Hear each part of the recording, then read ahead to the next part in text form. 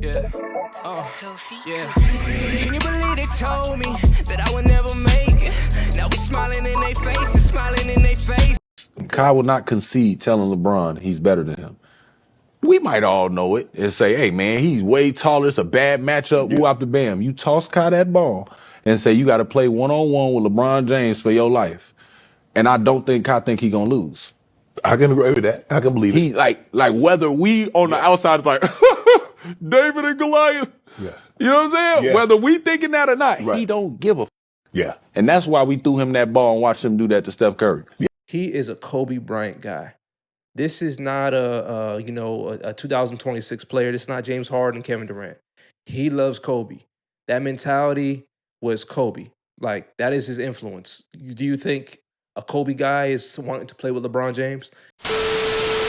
Not every superstar is a fan of super teams.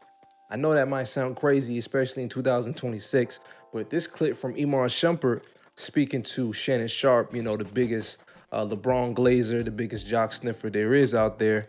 Shout out to Shannon Sharp, though. I rock with you. Take a look at this clip. This is all you need to know about Kobe's mentality and how his influence is on a guy like Kyrie. Check it out real quick. Are you surprised that Kyrie wanted to leave and go get his own? Hell no.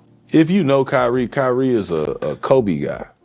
Like, Kyrie wanted to beat Bron. Mm-hmm. And that's okay. Like, people be like, man, that was dumb. I would've. Yeah, you would've. You would've teamed up. You a team up type of dog. You know what I'm saying? Like, that's who you are. That's not Kyrie. Right. Kyrie is like, the only way I could be crowned the best is to beat the best. Right. I gotta go head to head with you. I can't team up with you.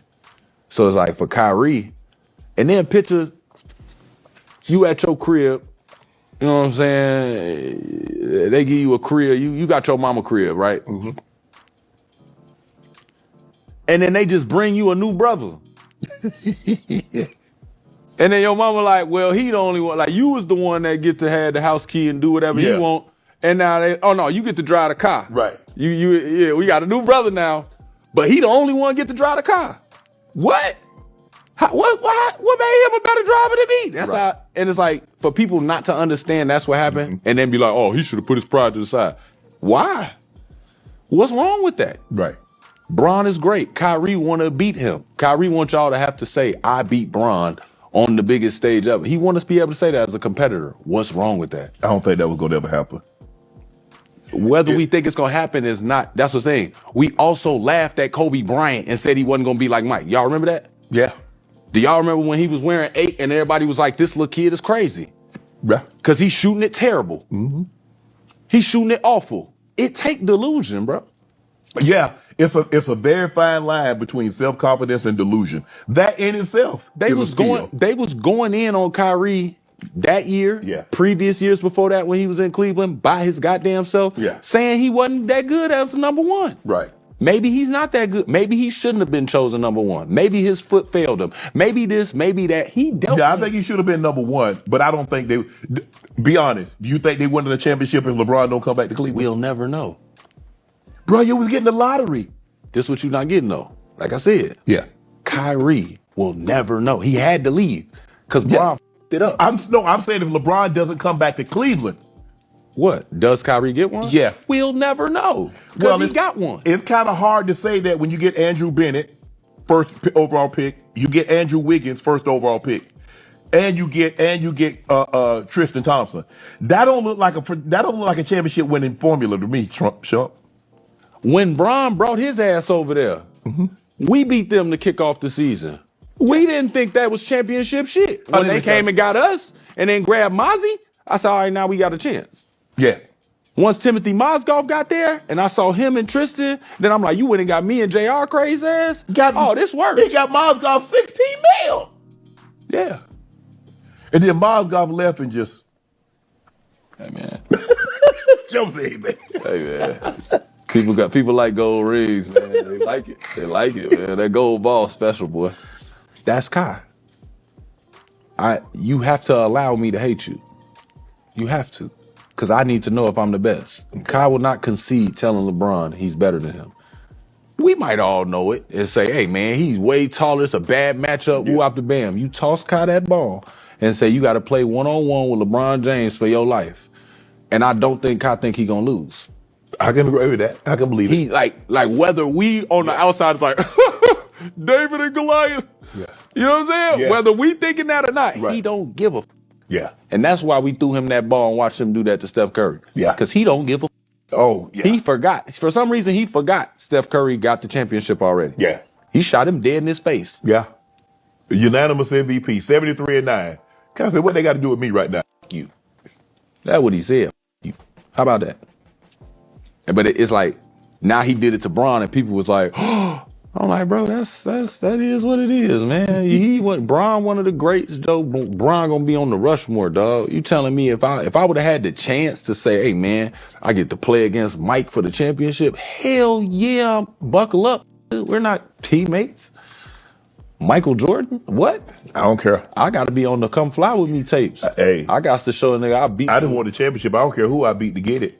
Oh, Let me ask you a question. You think Magic Johnson took less solace in beating Philadelphia or the Pistons or somebody else for the championship than he took out of beating the Celtics? Or you think the Celtics like, man, we beat the Rockets twice. It ain't the same as beating the Lakers.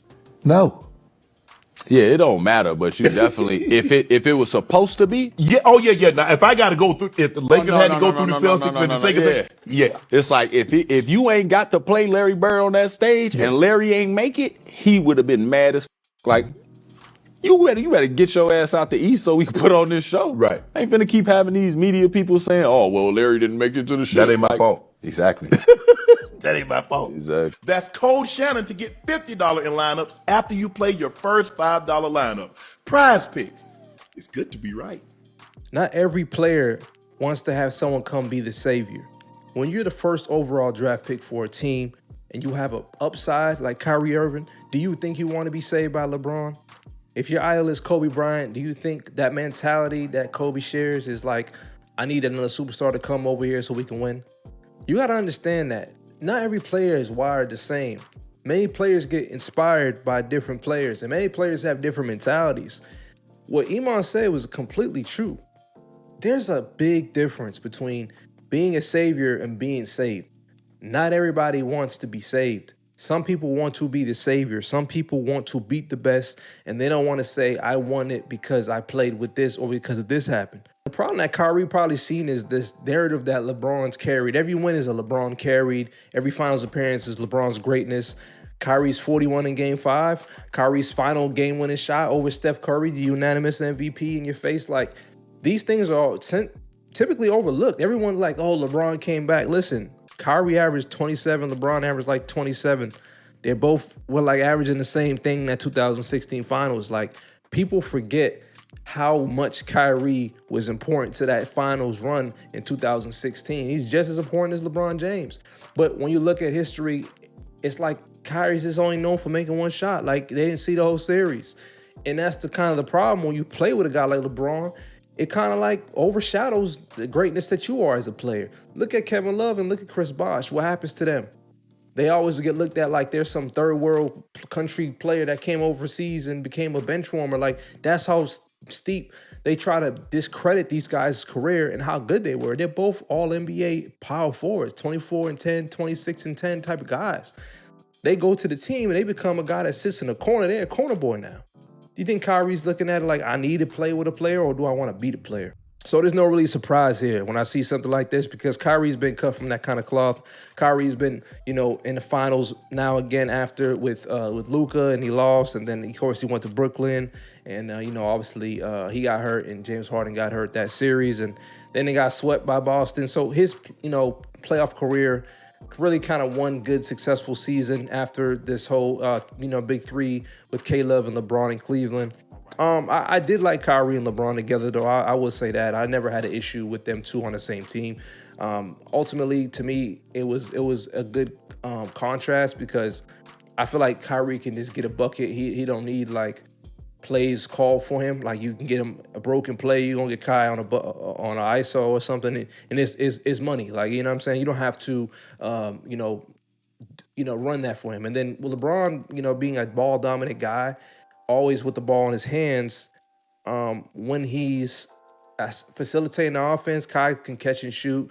Kai can space the floor. Like, they just were a good tandem. I really like the two. But I don't blame him for wanting to be his own man. He is a Kobe Bryant guy. This is not a 2026 player. This is not James Harden and Kevin Durant. He loves Kobe. That mentality was Kobe. Like, that is his influence. Do you think a Kobe guy is wanting to play with LeBron James? And if you think it's yes, then you don't know basketball. You don't know Kobe. Kobe definitely wants to beat players. And when Kobe played with Shaq, he's always gonna hear, hey, you got rings because of Shaq. So when he won 2 finals, that was a big thing for him. It felt better than his last one. Felt the best, he said. His 5th ring when he beat the Celtics in 2010. So you think Kyrie, after hitting the game-winning shot over the unanimous MVP, and then you go turn around and everyone's just giving credit to LeBron, and LeBron's like, oh, that one right there made me the greatest of all time. Like, are we forgetting the Game 5, 41 points from Kyrie? Are we forgetting that he averaged the same amount of points damn near as LeBron in the finals? Every time you play on a LeBron James team, what happens is the narrative surrounding that team is that LeBron is the reason they're doing anything. Kevin Love, Chris Bosh, those guys like that became corner boys. They were all NBA power forwards, 25, 26, and 10 type players. They turned to be corner boys and role players. And then everybody acts like they weren't that great. Everybody acts like they didn't really do anything. And the problem I have with LeBron James' team is his fan bases and the media, they try so hard to diminish the people that have sacrificed their offensive careers and sacrificed the careers and their legacies to play a role in a LeBron James system, because it's always going to be a LeBron James system because he's a ball dominant, kind of guy. So now everybody wants to be labeled around it. There's a reason, like I said, why Kobe feels better about his 5th championship than his first. It's because he did it without being in the shadow of with Shaq, and that's the same thing with Kyrie. He didn't want to be the shadow of LeBron. Ultimately, wasn't really that successful after leaving LeBron, but I think due to injuries for one, and then he had that 1 year with the Mavs. But Kyrie's a great player. I respect Kyrie for wanting to play and beat the best instead of trying to team up with the best to win cheap rings. I'm not a fan of cheap rings. I'm a fan of franchise drafted players taking their team from lottery all the way to the finals to a dynasty. The Tim Duncans, the Kobes, the Steph Currys, the Birds, the Magics, the Jordans. Those are the kind of players that I always admire, and it's because they do exactly what they said they're going to do. Go into a franchise and turn it around. Let me know what you guys think about this clip. My name is Tyler. This is Tyler Rose TV. Hope you guys have a good day. I'm going to see y'all in the next one, man. Peace.